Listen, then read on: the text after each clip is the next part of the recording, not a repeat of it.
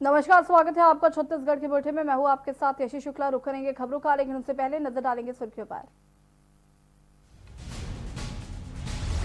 8 महीने का इंतजार खत्म, बिलासपुर भोपाल के बीच उड़ान को हरी झंडी मिली। केंद्रीय मंत्री हरदीप सिंह ने दी जानकारी। बिलासपुर से भोपाल कमर्शियल हवाई सेवाएं प्रारंभ। मुख्यमंत्री भूपेश बघेल ने निर्णय का किया स्वागत। केंद्रीय मंत्री का जताया आभार। कोरोना के खतरों के बीच छत्तीसगढ़ में मानसून सत्र की शुरुआत और सरकार को घेरने की तैयारी में आक्रामक विपक्ष।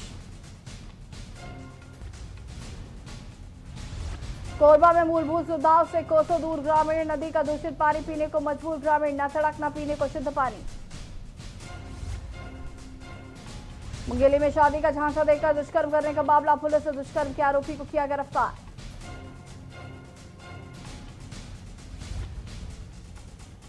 छत्तीसगढ़ में कोरोना का कहर। राज्यपाल के सचिव वोरा समेत प्रदेश में पहली बार 1287 संक्रमित, 15 मौतें।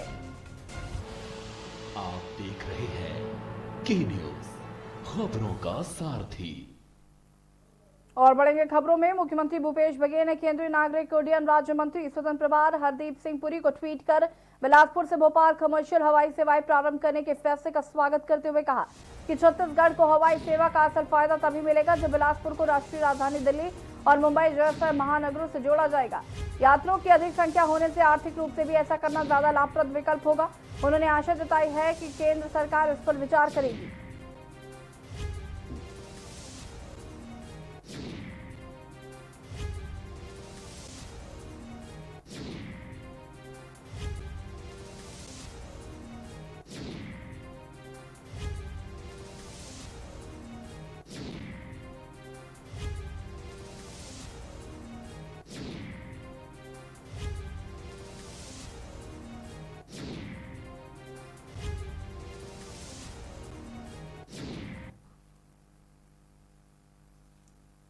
छत्तीसगढ़ विधानसभा का मॉनसून सत्र कल से शुरू हो चुका है। राज्य में कोरोना वायरस संक्रमण को देखते हुए सत्र में कई नए उपाय किए गए हैं। छत्तीसगढ़ विधानसभा का मॉनसून सत्र मंगलवार 25 अगस्त से शुरू होकर शुक्रवार 28 अगस्त तक होगा। विधानसभा सत्र में भूपेश बघेल ने क्या कुछ कहा है, ये आपको सुना देते हैं। विधानसभा के उपाध्यक्ष हुआ करते थे आदरणीय अध्यक्ष महोदय। उस समय जो छत्तीसगढ़ की अर्थव्यवस्था की नींव जो डाली गई, और यही कारण है कि जो 3 राज्य बने उसमें सबसे अच्छा वित्तीय प्रबंधन हमारा छत्तीसगढ़ का रहा। तो नींव अच्छे होने से मकान अच्छा बनता है और ये बात सिद्ध हो रहा। वित्तीय प्रबंधन बहुत अच्छे ढंग से रहा। अध्यक्ष महोदय, हम लोग इसी सदन में अनेक बार उतार चढ़ाव के दौर भी देखे, उनके भाषण हम लोग सुनते रहे। उनका लंबा अनुभव भी रहा लोकसभा और राज्यसभा का, उसका भी लाभ हम लोगों को मिला है। उनके साथ काम करने का अवसर मिला और अनेक स्मृतियां उनके साथ हैं। आप भी उनके साथ काम किए हैं। तो हम सब ऐसे कोई सदस्य यहाँ नहीं है जिनका उनका व्यक्तिगत अनुभव न हो। अच्छे भी रहें, बुरे भी रहें। मुझे याद है अध्यक्ष महोदय कि जब 2008 से 13 के बीच में मैं चुनाव हार गया था, तो जब विधानसभा ऐसी सत्र चल रहा था उसमें मैं आया तो बोले भूपेश क्या कर रहे हैं? मैं बोला आपको सक्रिय इस पैसे में साथ बैठा। यही लाभी की बात थी। उसके बाद हाउस आ गए, मैं सदस्य विधा शाखा की तरफ चला गया। जब लौटते अचानक फिर से कोर्ट में उसकी मुलाकात हुई। कार में बैठते बैठते उन्होंने कहा, भूपेश तुम चाहे पक्ष में सक्रिय रहो चाहे विपक्ष में सक्रिय रहो, सक्रिय रहते तभी अच्छा लगता है। तो बहुत सारी बातें हैं अध्यक्ष महोदय जो हम सबके जहन में बार आती है। क्योंकि जी सत्ता में रहे तब चाहे विपक्ष में रहे तब राजनीति जब तक तो सक्रिय थे तब तक से राजनीति उसके दीर्घ ही परिक्रमा करती। हमेशा वो टेल्टा टाइम पर रखा है। मरवाई जैसे सुदूर अंचल में जन्म लेकर प्रदेश के और राष्ट्रीय राजनीति में उनका दखल होना, निश्चित रूप से उनकी जो विजय दिशा है, जो उनकी इच्छा शक्ति है और उनकी जो सक्रियता है, वो हर परिस्थिति में सक्रिय रहते थे। बहुत मेजर एक्सीडेंट हुआ था, मेडिकल साइंस को भी उन्होंने फेल कर दिया। मेडिकल साइंस भी कहते थे जो परिस्थिति है, हार्ट का ऑपरेशन, ओपन हार्ट का ऑपरेशन और उसके बाद इतना मेजर एक्सीडेंट, इसके बाद कोई मेडिकल साइंस ये नहीं कहता कि 10 साल से ज्यादा जीवित रहेंगे।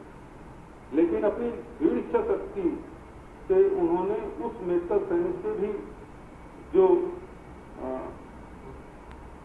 बातें हैं उसको भी उन्होंने झूठा साबित किया और अंतिम समय तक भी वो सक्रिय रहे। देश को आजाद हुए 73 साल हो गए हैं, लेकिन आज भी कई गांव के ग्रामीण आजादी के लिए तरस रहे हैं। मूलभूत सुविधाओं से कोसों दूर है। आखिर इन ग्रामीणों को कब तक मिलेगी नदी नाले के पानी से आजादी? कब जुड़ेंगे मूलभूत सुविधा से? देखिए रिपोर्ट।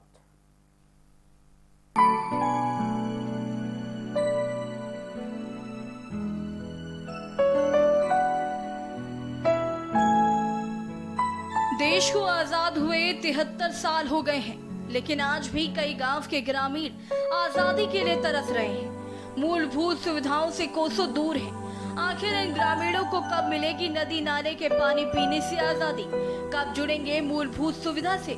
मामला कोरबा जिला मुख्यालय से लगभग 70 किलोमीटर दूर ग्राम पंचायत खोडरी बस्ती का है, जहां के ग्रामीण आज भी नदी के दूषित पानी पीने के लिए मजबूर है। आजादी के इतने वर्षों के बाद भी लोगों को मूलभूत सुविधाओं से वंचित रहना पड़ रहा है। आखिर इन भोले भाले ग्रामीणों को कब मिलेगा साफ पानी और साफ सड़कें? ग्राम पंचायत खोडरी बस्ती के एक ऐसा मोहल्ला है जहां आजादी के इतने वर्ष बीत जाने के बाद भी ना तो पक्की सड़क बन सकी है और ना ही पीने के लिए पानी की सुविधा है। ग्रामीण आज भी नदी के दूषित पानी को पीने के लिए मजबूर हैं। ग्रामीणों ने बताया, पीने के पानी और चलने के लिए सड़क की काफी समस्या है। पीने के लिए पानी नदी से लाते हैं और काफी दूर है। चलने के लिए सड़क नहीं है। बरसात में समस्याओं का बाढ़ आ जाता है, लेकिन क्या करें, समस्या को झेलने के लिए मजबूर हैं। गांव के सरपंच सचिव भी ध्यान नहीं दे रहे और इसलिए दूषित पानी पीने के लिए मजबूर हैं। चुनाव के समय नेताओं का वादा रहता है, लेकिन जैसे ही चुनाव खत्म होता है जनप्रतिनिधि दूर दूर तक नहीं दिखते हैं। तो ये यहाँ से नदी कितना दूर पड़ जाते हैं? बहुत ही से पड़ जाते, लंबा घाट चढ़ाए पड़ते। हम लोग जब कि नदिया बने तब किया था, कहाँ ले बताबू नहीं। अब अभी तो आप मन के सरपंच और विधायक जो वोट मांगे आ रहे हैं तो मन का कहें? हम तो कहीं कि हम नहीं दे, हम लोग वोट देवे बनवे देवो, हम तो रोड ल पानी भी समस्या सब दुख कहीं बनवा देवो, कुआं बनवे देवो, रोड बनवे देवो और पाइप भी या करवा देवो कुआं पाइप। कते दिन ला बताबे ते उम्र हमर कट गई। तो आप मन के सरपंच गेन हमर सास ससुर बूढ़े गेन मार गई ने ते हम माना उसने छो जा बोला का कर बीमारी होवे कि कुछ होवे। अब हम ना सरकार हम देबे नहीं करे, सरकार नहीं देता हम का करबो। सरपंच सचिव मन के का कहना है? बात ला रखे सरपंच सचिव मन करा अभी अब कहां के गोठियाबो दे, अब गोठियाबो कट गई ते कल हम नहीं कहन हम ना दिए चले पीठन। हम तो कह दे हैं बड़े बड़े जन मन बन रही हैं, ठाकुर बाबू मन खरीद देबो कहा है। विकास के लाखों दावों के बाद भी विकास की असलियत तो कुछ और ही बयां करती है। तस्वीरों में आप साफ देख सकते हैं कि महिलाएं किस तरह नदी से पानी निकाल रही हैं और अपनी व्यवस्था कर रही हैं। सरकार तो ग्रामीणों के लिए बहुत सी योजनाएं शुरू करती है, लेकिन अफसोस इस बात का है कि जिनके लिए योजनाएं शुरू की जाती हैं वो इस योजना तक उन तक पहुंच ही नहीं पाते। सिर्फ कागजों पर ही पूरा किया जाता है। हालांकि अब देखने वाली बात होगी कि इन ग्रामीणों को शासन प्रशासन कब तक पीने लायक साफ पानी मुहैया करा पाती है। कोरबा से के न्यूज के लिए चंद्र कुमार श्रीवास्तव की रिपोर्ट।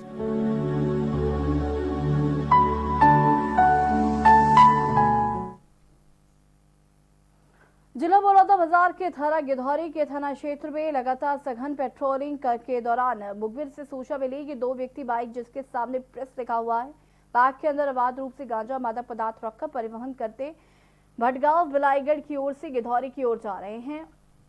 और मुखबिर की सूचना पर थाना प्रभारी त्रिपाठी एवं स्टाफ के ग्राम घटमड़वा नहर मेन रोड के पास घेराबंदी की और दोनों को गिरफ्तार कर लिया। उनके पास से 2 किलो के करीब गांजा बरामद हुआ है।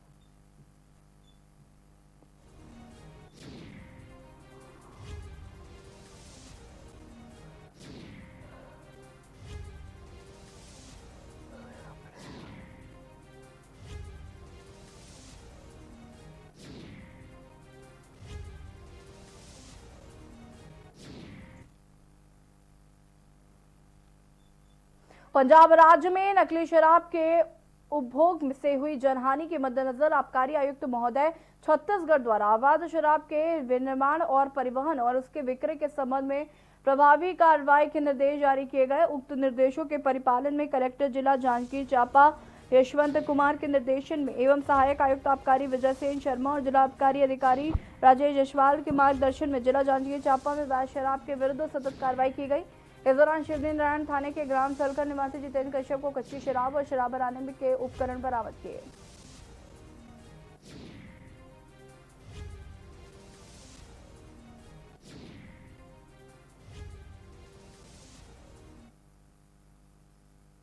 मुंगेली के लोरमी थाना क्षेत्र में एक युवती से शादी करने का झांसा देकर लगातार 2 वर्षों तक दुष्कर्म करने का मामला सामने आया।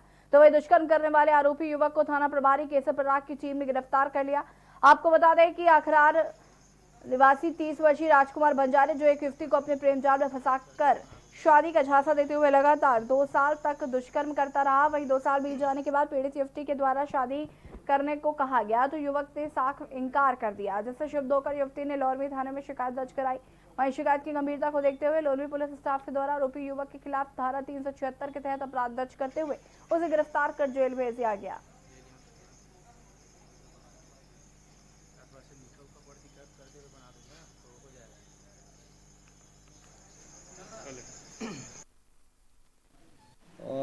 पीड़िता लोरमी थाना क्षेत्र अंतर्गत निवासी आई और बताई कि आरोपी राजकुमार बंजारे पिता गिरधारी बंजारे 30 साल जो उसका विगत 1 वर्षों से 2019 से शादी करूंगा बोलकर झांसा देकर के इसका दैहिक शोषण कर रहा है के रिपोर्ट पर अपराध पंजीबद्ध करके 376 आईपीसी में अपराध पंजीबद्ध किया गया, विवेचना में लिया गया।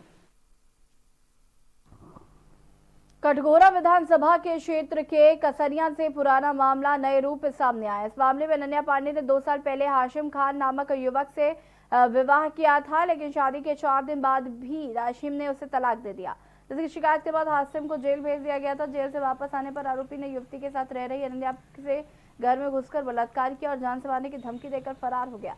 प्रार्थनी ने इसकी शिकायत कटघोरा थाने में की। पुलिस ने मामला दर्ज कर जांच शुरू कर दी।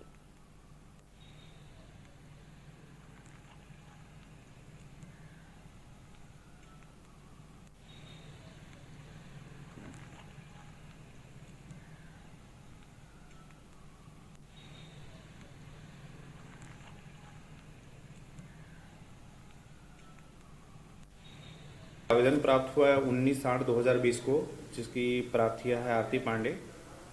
इनका ये आवेदन है कि पूर्व में ये हाशिम खान से शादी की हुई थी और 3 साल के बाद इनका तलाक हो गया नोटरी करके, और उसके बाद इस मामले में 376 भी कायम किया गया था, जिस पे आरोपी को अरेस्ट करके न्यायालय पेश किया गया है।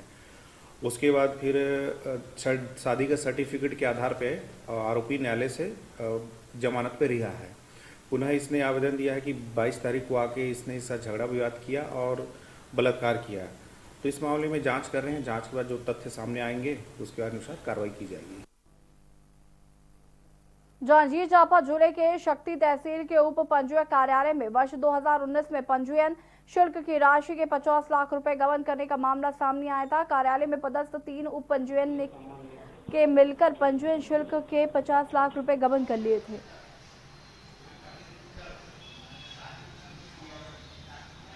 जिला उप पंजीयक बीएस नायक ने वर्ष 2019 में जांच के दौरान गड़बड़ी पाने के बाद विभागीय जांच करवाकर राशि गबन करने वाले 5 आरोपियों के खिलाफ सख्ती थाने में अपराध दर्ज कराया। अपराध दर्ज होने की भनक लगते ही 5 आरोपी फरार हो गए, जिनकी तलाश पुलिस 2019 से कर रही है।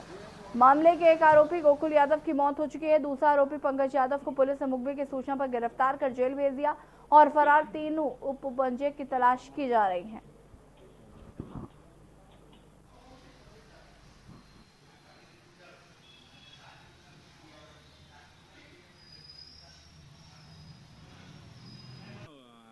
भटक रहे हो करके ना आपको बोला लेकिन आप तुरंत फिर शक्ति थाना क्षेत्र का ये 420 का ये मामला है, जिसमें जिला पंजीयक BS नायक के द्वारा उप पंजीयक कार्यालय शक्ति में दिनांक 14/11/2019 को निरीक्षण किया गया था और उनके द्वारा उस समय पर पदस्थ उप पंजीयक मिर्जा असलम बेग, श्रीमती कांता एक का, सेतराम चौहान, भृत्य स्वर्गीय गोकुल यादव और पंकज यादव, इनके द्वारा फर्जी रूप से फर्जीवाड़ा कर शासकीय पंजीयन राशि के 50 लाख रुपए का गबन करने का इनके द्वारा प्रमाणित पाया गया था।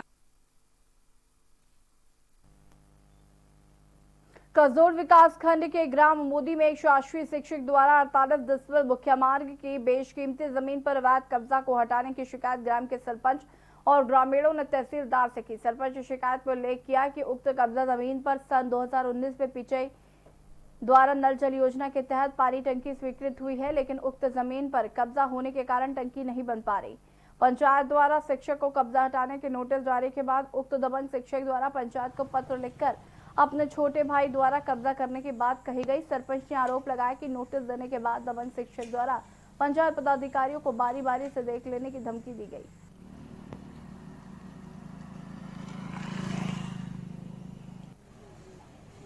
ग्राम पंचायत सरपंच के द्वारा आवेदन दिया गया था कि ग्राम आमोदी में एक व्यक्ति श्याम कुमार के द्वारा सरकारी ज़मीन पर बेजा कब्जा कर लिया गया है। इस संबंध में न्यायालय नायब तहसीलदार कसडोल में प्रकरण दर्ज किया गया है और प्रकरण की कार्रवाई चल रही है। इसकी अगली पेशी अभी अगले महीने 3 तारीख को होने वाली है। यहाँ पर सरपंच साहब समझ नहीं पाए हैं, एक्चुअली जो पहली पेशी थी और जो पहले मामला था वो एक अलग प्रकरण था, वो एक अलग मद में मामला था जो कि खारिज हो चुका है, वो एक अलग बात थी। और अभी जो मामला दर्ज हुआ है वो बेजा कब्जा का मामला, वो एक अलग प्रकरण है, अलग मामला उसमें चल रहा है।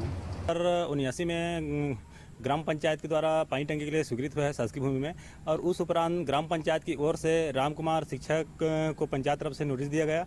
उस उपरांत राम कुमार ने अपने एक शिक्षक के नाते बचने के कारण अपने मंझला भाई श्याम कुमार के नाम में उसको थोपा गया।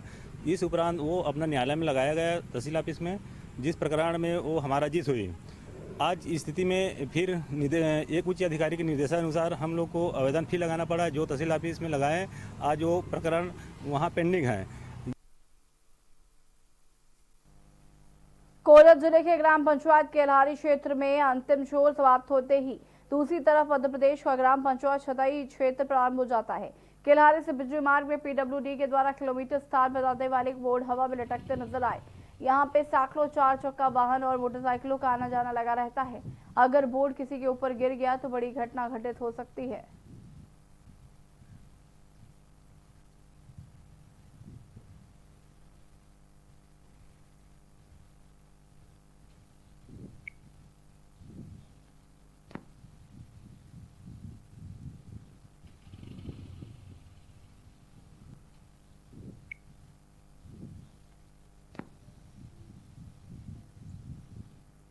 कलेक्टर किरण कौशल ने बरसते पानी में राताखार गेरवा घाट सड़क के निर्माण कार्यों का निरीक्षण किया। कलेक्टर ने जिले में नई सड़कें बनाने और खराब सड़कों की मरम्मत के लिए विभागीय अधिकारियों के साथ बैठक की और काम में तेजी लाकर हर दिन किए गए काम की फोटो और जानकारी व्हाट्सएप पर भेजने के निर्देश दिए थे। इसके बाद किरण कौशल एजीएम संजय अग्रवाल के साथ राताखार चौक से गेरवा घाट होकर दर्री निकलने वाली निर्माणाधीन सड़क का निरीक्षण करने पहुंचे। तेज बारिश के बीच हाथों में छाता लेकर उन्होंने बन रही सड़क पर काम की गुणवत्ता पर की। निरीक्षण के दौरान कलेक्टर ने हसदेव नदी की तरफ के सड़क के किनारे पर पिचिंग का काम शुरू होने में देरी पर अधिकारियों के प्रति नाराजगी जताई।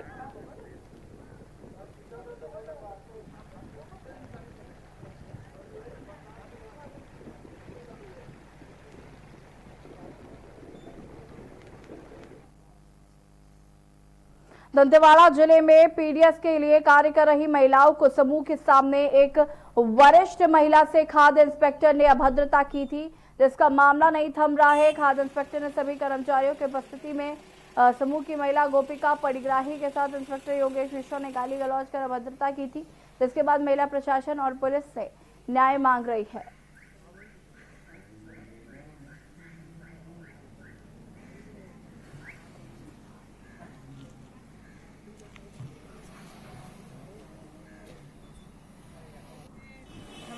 भागी मैं पीडीएस चलाती हूँ जी। पीडीएस अधिकारी, खाद्यान्न अधिकारी मीटिंग रखे थे 8 तारीख को। हाँ। 1 बजे रखे थे मीटिंग, 1 बजे मीटिंग को कैंसिल करके शाम 6 बजे रखे। हम 6 बजे पहुँच गए, साहब आए 6:30 बजे। उसके बाद में हमारा मीटिंग 7:30 बजे लेने लगे। उसके बाद में अपना सब बताने लगे कि ऐसा ऐसा कार्ड का, आधार कार्ड का बात है सर बोलकर। आधार कार्ड का बात को बताया, उसके बाद में एक है कि हमको गाली देने लग गया, गंदी गाली। तो हम थाना में FIR दर्ज कराने। भूपेश सरकार द्वारा पशुओं के लिए विभिन्न योजनाओं के द्वारा कार्य संचालित किया जा रहा है। गाय बैलों के रहने के लिए निर्माण किया जा रहा है ताकि गायों को कोई परेशानी ना हो। सरकार विभिन्न योजनाओं के साथ गौ सेवा पर लगी है। हाल ही में सरकार द्वारा महत्वाकांक्षी योजना गोधन न्याय योजना शुरू की गई, जिसके माध्यम से लोगों में पशुपालन का चलन बढ़ रहा है। लेकिन इसके ठीक विपरीत रायगढ़ शहर के बीच स्थित चक्रधर गौशाला में लापरवाही के चलते एक गाय और बछड़े की मृत्यु हो गई। जानकारी के मुताबिक यह कुछ दिनों से तड़प रहे थे और बीमार थे। ठीक इलाज न मिलने के कारण इनकी तड़प कर मौत हो गई। मैं आज गौशाला गया था, कल भी गया था। मैंने देखा कि गौ माता जो है जमीन पर पड़ी हुई है और आसपास बहुत गंदगी है, तो मुझे बड़ा दुख हुआ। और मैंने वहाँ के स्टाफ से बात की तो उन्होंने गोलमोल जवाब दिया कि हम इलाज करा रहे हैं, ये करा रहे हैं। जबकि 2 दिन में मैंने एक बार भी ऐसा नहीं देखा कि उसको दवाई दी जा रही है, बोतल चढ़ी है या साफ़ सफाई रख करके अच्छी जगह रखी गई है। गाय बीमार हो सकती है, गाय की मौत भी हो सकती है, लेकिन साफ़ सफाई रहे, व्यवस्था रहे। और यदि मौत होती है तो विधिवत जो हमारे संस्कार हैं उस हिसाब से उनको दफनाया जाए। जांजगीर चांपा जिले के मालखरौदा थाना क्षेत्र में नशे का कारोबार करने वाले एक आरोपी को मालखरौदा पुलिस ने 57 नग प्रतिबंधक नशीली सिरप के साथ गिरफ्तार किया। मालखरौदा पुलिस को लंबे समय से क्षेत्र में नशीली दवाइयां और सिरप खपाए जाने की शिकायत मिल रही थी। लगातार मिल रही शिकायतों के मद्देनजर पुलिस ने आरोपियों को पकड़ने के लिए अपने मुखबिर लगाए थे, जिसके बाद पुलिस ने मुखबिर की सूचना पर कार्रवाई की।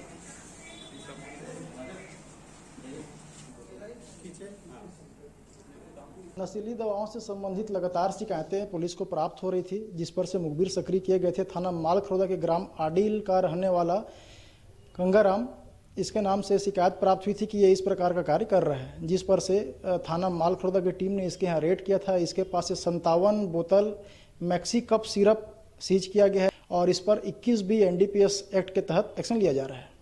विवेचना जारी है, पूछताछ की जा रही है।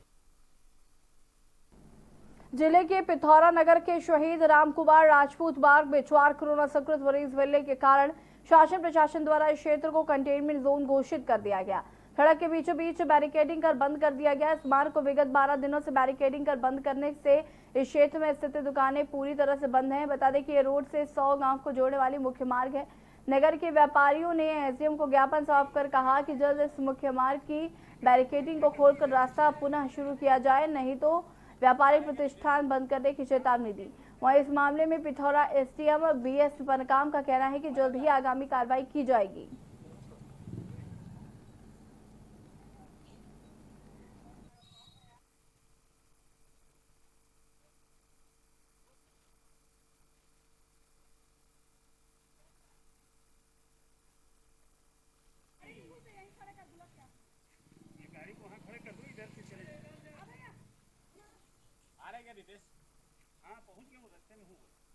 ये रामकुमार राजपूत मार्ग है, आप देख लीजिए हमारे पीछे ये बैरिकेड है। लगभग 100 गांव से जुड़ा हुआ ये रास्ता है और इसी मार्ग में अस्पताल और कोर्ट भी हैं, तो बहुत सारे लोगों को यहाँ आने जाने में असुविधा हो रही है और व्यापार तो लगभग पूरा चौपट हो गया है। लॉकडाउन की वजह से पहले ही व्यापारी काफ़ी दुखी हैं, बहुत परेशान हैं। उसके बाद महासमुंद जिले में नगरीय निकायों में बंद की वजह से यहाँ का व्यापार काफ़ी प्रभावित हुआ था और अब इसे कंटोनमेंट जोन बनाकर और यहाँ रास्ता बंद करने से सारे व्यापारी बहुत दुखी हैं। और इस बैरिकेड के चलते हमारा दुकान पूरा ठप हो गया है। 12 दिन हो गया, रोज़ कमाते हैं, रोज़ खाते हैं। सरकार इसका थोड़ी हमको हर जाना देगी। जिसके घर में कोरोना है उसको घर को कंटेनमेंट जोन करो ना, हमारा क्यों कर रहे हो? इस बैरिकेड को तुरंत खुलवाओ। हमारा किराने की दुकान है, पूरा कच्चा सामान है, सब खराब हो रहा है, उसका हर जाना कौन देगा? कहाँ से लाएंगे हम लोग? ग्राहकी खराब हो रही है, दुकान बंद पड़ा है, क्या करेंगे हम लोग उसके लिए? उनका कहना है कि कंटेनमेंट एरिया 10 दिन हो चुका है, उसके बाद भी नहीं खुला है। और क्योंकि कंटेनमेंट एरिया कलेक्टर साहब ने घोषित किया है, तो मैं आवेदन पत्र कलेक्टर साहब को मैं भेज रहा हूँ मुक्त करने का होगा तो कलेक्टर साहब को ही अधिकार है उसमें। छत्तीसगढ़ के बुलेटिन में फिलहाल इतना ही। देखते रहिए के न्यूज़ एरिया। नमस्कार।